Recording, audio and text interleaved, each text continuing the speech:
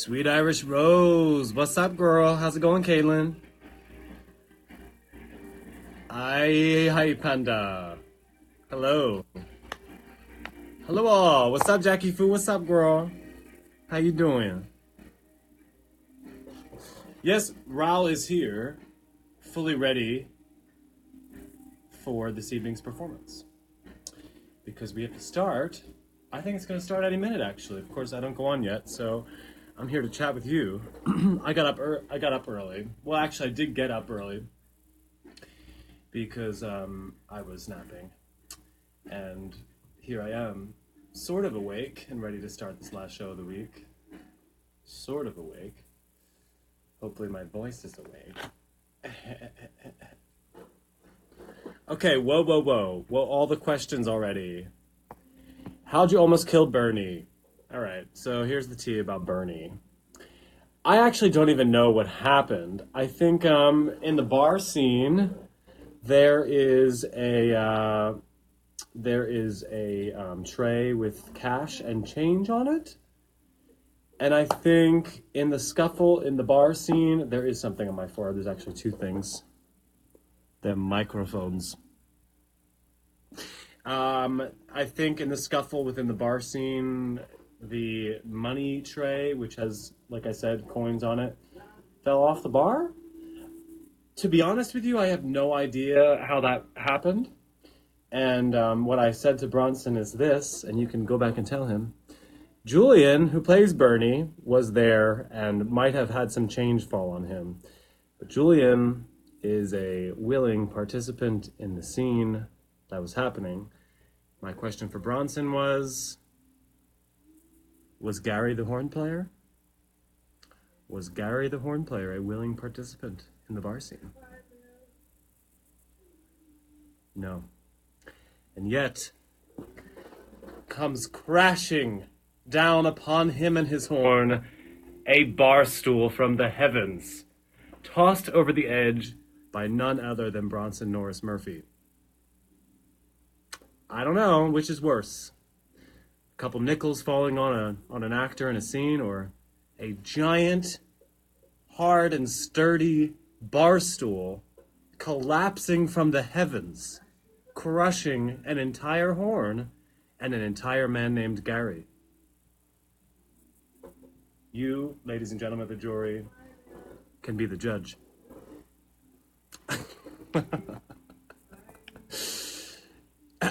Okay, I'm going to look for some questions here that have nothing to do about Bernie. Poor Gary. Hashtag, what was the hashtag? Poor Gary on the horn. Seriously though, poor Gary. Poor Gary. How's everybody doing today? I am at the end of the week here, like I said, and it's been a long week, but it's been a nice week here in Oklahoma City.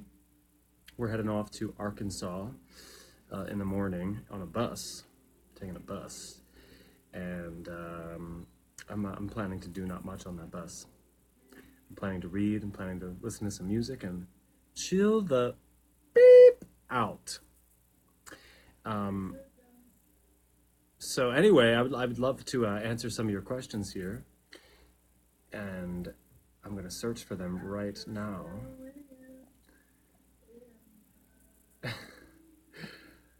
Y'all make me laugh so much. Does Raul love Gustav? And Gustav, I like that pronunciation. Does Raul love Gustav? And do the events of Love Never Dies, the revelations, the ending, etc., change how he feels about him? Yeah, Raul loves Gustav, of course. I mean, it is his son, as far as he knows. And I think what the trouble is that he loves him so much, but cannot connect to him, cannot make him feel his love, because he's into all that music stuff, weird music stuff. What is that about? Favorite part about Oklahoma City? It's where I live, LOL. Emily Loves Broadway asks. My favorite part about Oklahoma City this week, and this has been my only time here, I think was 16th Street / the Plaza District. I had lunch with a friend there, which was fabulous, and I had drinks at Saint's Bar with a friend, and that was fabulous. Sorry, my phone just had a notification. And they have a CBD boutique right there on 16th Street, and I am a huge proponent of the amazing health benefits of CBD. So yes, 16th Street. What made Raul love Christine if he didn't like music? Does he just like her pretty face? Raul loves music. Raul loves to patronize institutions that produce music. He just doesn't actually know anything about it. And so for him, that's sort of like the other person in his relationship. There's a mistress there, which is outside of the marriage, and I think that's music for Raul. Can you say hi to my friend Charlotte? She loves you. Hey Charlotte, how you doing? I love your name. You know, you might be named after a really beautiful town in North Carolina, but maybe the town's named after you. Love you, Charlotte. CBD is a miracle. It helps so many people, says my girl Lily Lufkin Phipps. Yeah, it really does. I think I really believe in CBD. Totally legal, by the way, for anyone out there wondering. CBD, totally legal and amazing, and a great alternative to crazy pharmaceuticals. Sorry, jumping on my soapbox. What's your favorite part of the show? I.C. Miller. Well, first of all, I.C. Miller, thank you very much for these Sour Patch Kids. As you can see, about half of the bag is gone, so my dentist thanks you as well. And my favorite part of the show changes every time I do the show, I think. This afternoon at the matinee, my favorite part of the show was this one little part that I connected with Rachel on when she was singing Love Never Dies. I could really feel that she wanted to choose me and didn't know how and didn't want to let me down, and it was pretty beautiful. Y'all, I'm still waking up, so any other questions you can give me that are gonna rattle my brain a little bit, because I'm tired. We had by the way, the staff here at the theater, the Civic Center Music Hall in Oklahoma City, they catered a dinner for us between shows just now, and they made tacos, really amazing tacos, and I made 3 gigantic tacos, literally like I held it like this. 3 of them, and a giant plate of nachos. Hence the fatigue. Sean, I'm sorry, dear, but I have to go. But you are amazing and wonderful, and I admire you so much. I hope you get my final drawing that I sent you. Truly, you are my favorite Ralph. Well, you are my favorite lady, Emily Mueller, and I really very much appreciate that. I hope I get it too. Where did you send it? I hope I get it before the show closes. If not, I will search far and wide until I find it. Have you ever considered moving into the directing aspect of theater, or have you already? Lily Lufkin Phipps asks. I love directing. I did some in college. I studied it in college. I directed the last 5 years as my final directing project there. Yes. Hey. And I love that show. And there goes my jacket being set for the hotel scene. You're fine. And I would really like to, in the future, direct more, yes. Jackie Fu, my girl, what's up? Why does Raul decide to write a letter to Christine instead of telling her in person that she's leaving? Because he's a very educated guy, and he uses his words much better than he writes his words, I mean. I guess I have that in common with him. He writes his words better than he speaks his words. And he knows that he can write an eloquent letter that's going to touch her heart. He's tried to talk to her many, many, many times, and it obviously has not proven to work out very well. You know what I mean? Can I come eat tacos with you guys and act with you all? Well, the tacos are gone. You're more than welcome to come act with us. Who would you like to be in Love Never Dies? Stumpy Claire.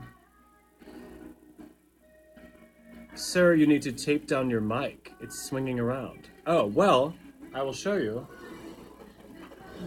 It goes in here, this little tiny thing in my hat for my first entrance. Like so. This one goes here, and then it Velcros. And now I can be heard on stage while also wearing a hat. Which movie star do you think would play Raoul if Love Never Dies became a Hollywood movie? Sean Thompson, definitely. I sent about 15 plus pieces of art to you, and some of the cast hopefully came or is on the way there. I hype panda. I haven't gotten anything from you, and I don't know that anybody else has, but I will look out for it, for sure. Is L&D ever going to make it on Broadway? If it does, I'd love to be in it. I have no idea, and if it does, I'd love to be in it too. I can't decide if I want to act or do tech work. Any advice from Sam? Try both. I don't know, are you in high school? Are you in college? I'm sure you can definitely try out both. Try out for a play and hopefully get cast and try that out. And then the next shot you got, maybe try some tech stuff. What kind of tech stuff are you interested in? I will await your answer. App Martyr. App Martyr. AP Martyr says, do you feel that Raoul is sincere before the performance, or is it solely for the bet purposes to keep Christine away from the Phantom? Definitely sincere. I think Raoul is hurt that it came from a bet when he was drunk and trying to display more manliness than the Phantom. And I think he is hurt at his own actions in doing that. I think he truthfully loves Christine and truthfully wants to get the beep out of America so they can have their life back. Phantom Fan 03, I have not watched Nightmare Before Christmas yet. What's wrong with me? Oh, I spy Raoul's wedding ring. And it's super classy, too. Gotta love costume jewelry. You guys want to see my actual ring that I got recently? I thought I lost it, and I searched high and low for it in my Airbnb last night, and I found it. I bought this in Colorado last week. It's garnet. And I love garnet. My high school ring is garnet. And to me, this represents new beginnings, because I needed some new beginnings. And when I wear this, I feel like everything's gonna be okay, and I'm just gonna be cool adventuring forward with my life and not being bogged down by the past. Boom. Yo, Sean! Remember my international choir thing where I'll get to sing at the Sydney Opera House? Of course I do, Shelby. I've started a GoFundMe to help support my trip. If you or anyone wants to help support me, send it my way. Please, inbox me. Why did Raoul choose until it was too late to be really sincere to Christine? Because he's a jerk, and he's a drunk and a gambler. I mean, these are the things that we know about him, and he is acting not intelligently, and cannot express himself very well, and so he doesn't know what to do, and he's forced into finally succumbing to the changes that he knows he has to make to win his wife back. It took 10 years and finding out that the Phantom's still alive for him to do that, but at least he does it. What's your favorite part of the Christmas season? Asks Liz.nom. New Year's Eve. I love New Year's Eve. Because, why do I love New Year's Eve? New beginnings. New beginnings. Hashtag new beginnings in 2019. I'm on my own, looking for some questions. Was there a stage mishap or something of the sort today? Bronson said we had to ask you about it. I have already addressed this. I have pleaded my case, and that's all I'll say about that. Maddie says, Sean, what happened during the matinee? Spilled the tea. I accidentally pushed over the money tray off the bar when I was drunk and flailing away from Bronson, and it fell onto Julian, who plays Bernie. But Julian is a scene partner, and these are the things that might happen sometimes in a scene. Gary Cordell, who plays the horn amazingly in the pit, had no idea that that bar stool was going to come crashing down onto his horn, though. This is going to be my argument the more you bring it up. I'm just going to keep repeating it and keep repeating it. Like, hashtag alternative facts. Not to get political. Really important question here. Pancakes or waffles? Asks Jericho Art. Pancakes. Emily Van Natter's birthday is New Year's Day. That is fierce. Hashtag new beginnings, that's right. You guys are so funny. What's going through your mind, you Sean, not Raul, while holding Christine at the end? Me, Sean? Well, Sean's sort of back in the back of my mind, not to be actory, but I'm not thinking too much like Sean, because I'm holding my dead wife. But mostly how to stay a little bit comfortable and how to make Christine, either Megan or Rachel, a little bit comfortable while we're laying there for a while. And hoping the lights go out, because the blackout has not been happening very recently, and I don't know why. What does Raul think when he hears Phantom sing Love Never Dies in the final few minutes of the show? At first, he thinks, are you beeping kidding me? That song? And then he goes, and then he realizes that the Phantom is sitting there teaching his son a very valuable life lesson in this terrible moment for him. And comes to a reconciliation moment with the Phantom for himself in his own heart, listening to him do that. Okay, one more question, and then I gotta run on stage and yell at some photographers.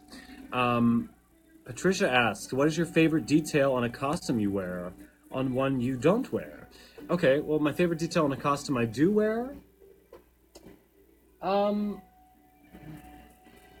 Okay, so this pocket watch goes with this suit, and then I have another pocket watch that is a little more classy and a little more like I have some money. That goes with the pearl vest I wear with my tuxedo.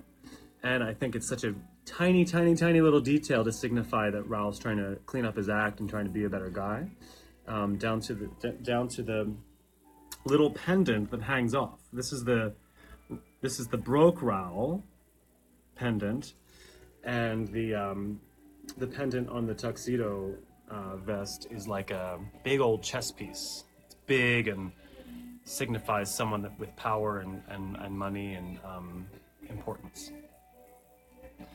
Anywho, thanks for spending this Sundays with Sean with me. I very much appreciate it. I'm going to go on stage, and Christine and I are going to sail off to New York City, and she's going to open a new opera house there, and everything's going to be wonderful and fabulous, and we're going to make a big payday and come right back to France.